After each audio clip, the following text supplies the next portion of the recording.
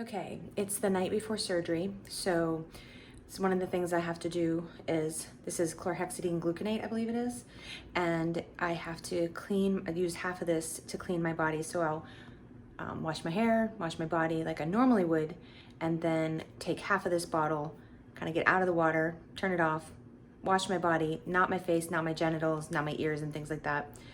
Leave it on for about 3 minutes, then rinse it off.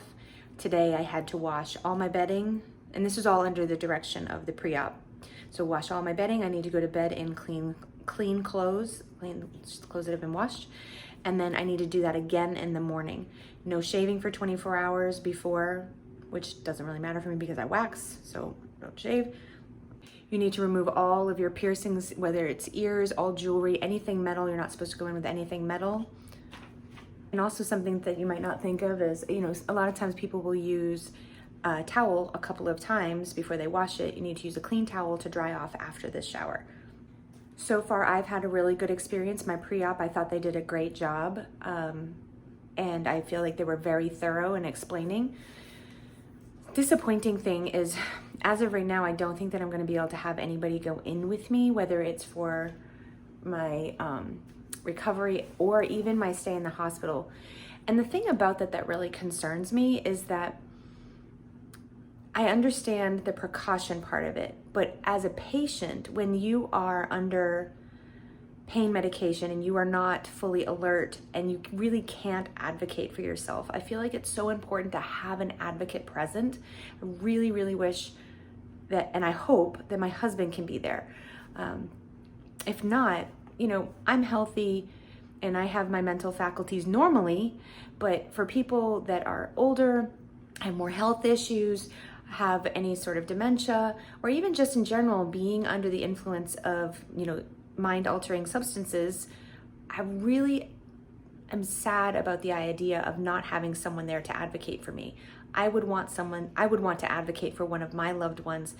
Also, people that know me closely will know if something is really wrong or really off. And, the nurses all mean well, but they don't know me. So that makes me mildly concerned.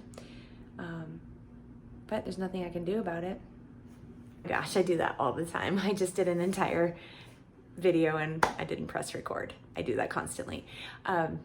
So the last thing I was going to tell you is that I'm going to try to remember everything that I can.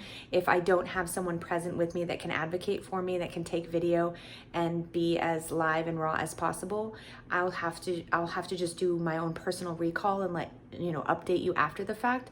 It would be better and probably a little bit more helpful and authentic if you could really see what was happening. And if nobody's there to help me, I can't really do that, but I'll do my best. So another thing that I thought I would mention is that my doctor wanted me to take Flagyl for 5 days before surgery. And weirdly enough, I'm aware, and I think it's pretty expected that you can't have alcohol while you're on it. But one of the other things is on that particular medication, no propylene glycol. And I was like, oh gosh. So, I don't eat a ton of processed food anyway, but I eat some, and propylene glycol is often in processed foods, but I don't know what kind of quantity they're talking about. Nothing I've eaten has given me any difficulty. I haven't had any real negative responses to the medication. It has like a metallic taste for a little while.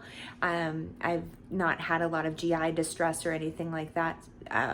One of the things that can happen when you're on an antibiotic as a woman is you can get a yeast infection. I haven't had any issues with that.